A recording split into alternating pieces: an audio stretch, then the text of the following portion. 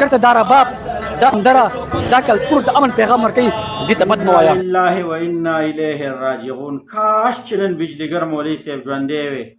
ای پیر بغری شاه، ای مجرد پیره چې ستا دا سافټویر اپډیټ مونږ لیدلی وی، خو زه مونږ ژوندي وو انشاءالله. نو زه به درله اوس په دې ویډیو کې به زه ستا خوښ شم. الله پاک دې دغه موسی هلک وبخي. موسی څه چل کړو؟ موسی وروره رباب راوړه او یونیورسټۍ او هاسټل له استادانو یا د سټاف هغه ځای کومه عمله وه هغې واپس کړه چې وروره دا د دوپلو باجو ځای نه دی، دا یو تعلیمي اداره ده. هغه په لاره واپس لو اکسیډنټ شوی دی او هغه وفات شوی دی. چې وفات شوی نه دی بلکې اسپتال له چې دی رسېدلی دی اول ته کې بیا په آی سی یو کې بیډ نه میلاوېده. چې بیډ نه میلاوېده هغه بل ربابي ملګري یې چې دی نو بس وروره جړه فریاد کړی دی چې موسی خو مړ شو او موږ ته په آی سی یو کې بیډ نه میلاوېده. د هغې نه بعد چې دی دا خلک راپاڅېدل او دغه قوم پرسته خلک او دغه ډمان خلک دا چې دی راوچت شول. پکار وه چې دغو بې غیرتو چې دی بس ورله دعای مغفرت کړی وي او دا کار داسې ښه کار نه دی. دوپړی باجې غږول دا د امن پیغام نه دی. خنزیره نه د غلو خوړل په دې باندې توبه طایب شه دا د کوپر کړی دی. او که نه منې نو اوس به درته زه طارق جمیل مولوي صاحب او بل یو مولانا صاحب د بلوچستان د نوم یې رانو سیر شو د هغې بیان در سره هم په دې ویډیو کې شریکوم چې تا څه کړی دی، تا کوپر کړی دی. ته په دې توبه طایب شه. غل دې خوړل ته چې دی خلک ګمراهه کوې بې غیرته دله د اوسله پټکې دې په سر کړی دی، خپل هم ګمراه او نور هم ګمراهه کوې.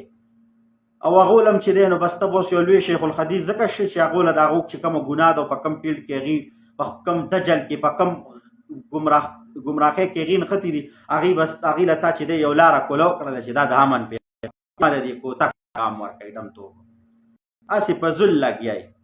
نو دغو له پکار ده و چې وروره بس موسی علیه دواګانې غوښتې وي چې الله بخلی وي.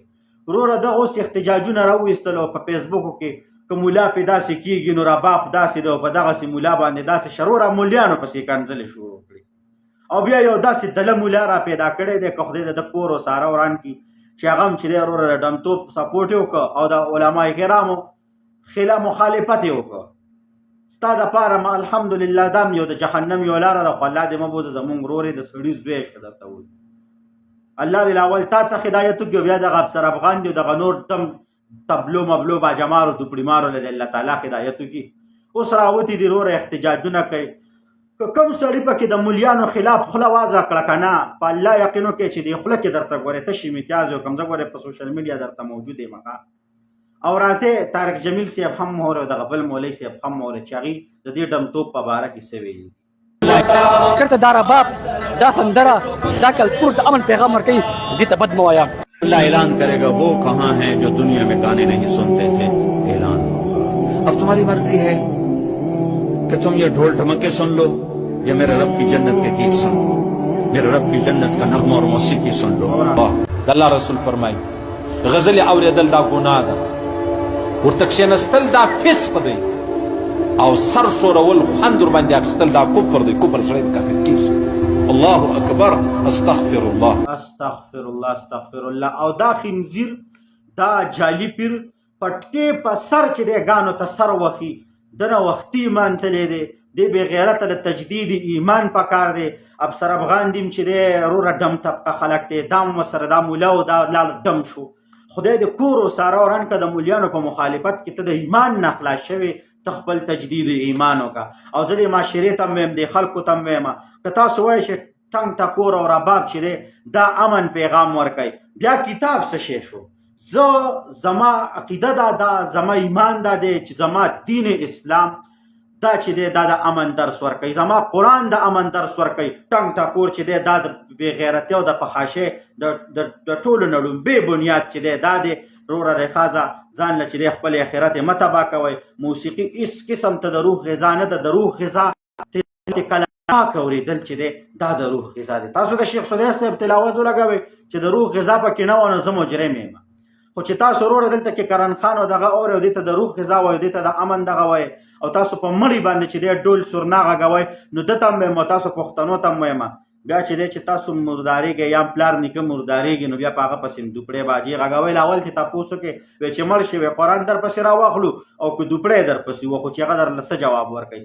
نو لحاظه رباب د دې معاشرې د تبله د دې معاشرې دوپړی د دې معاشرې ناسور دی. قرآن د امن پیغام ورکوي، قرآن را واخلئ، دین اسلام خپل کړئ چې کوم زمونږ مذهب دی. لہذا دا پښتو کلچر به وي خو د اسلام کلچر دا نه دی. اسلام چې کوم دی هغه صحیح دین اسلام چې دی هغه موږ ته د امن درس راکړی دی. لہذا دا خبرې موږ مسترد کوو. دا د بې غیرتوب نښه ده، دا د فحاشۍ نښه ده، دا چې دی د جهنم د تلو نه لومبی سټپ دی. او که څوک یې نه مني او تاسو دغه قوم پرستو سره دغه ډمانو سره داسې قسم ملا وي را مخامخ دي شي، والله بالله علم نیمه خو د داسې دلو د داسې بې غیرته ملا په مقابله کې الحمدلله دومره سمې زده کړه مې شته دی چې دا درله زه د دغې مناظرې نه وزغلم او دا ویډیو در سره شیر کړو. د خپل قوم ته زه وایم چې خپل دین اسلام چې کوم زمونږ دین اسلام دی هغه د امن درس ورکوي، هغه خپله کوي. دا ډمتوب او دا فحاشي دا د جهنم د لارو نه لومبی سټپ دی. دا مخ خپلوئ، خپل د محمد رسول الله صلی الله علیه وسلم چې موږ ته کوم دین کوم اسلام کوم قرآن پرېښی دی په دغې باندې عمل وکړئ. او دا خلک دا ګمراه مولیان دا فضول چې دی دا د دغو په خوله باندې د دغو په خبرو باندې لحاظه دوکه نه شئ.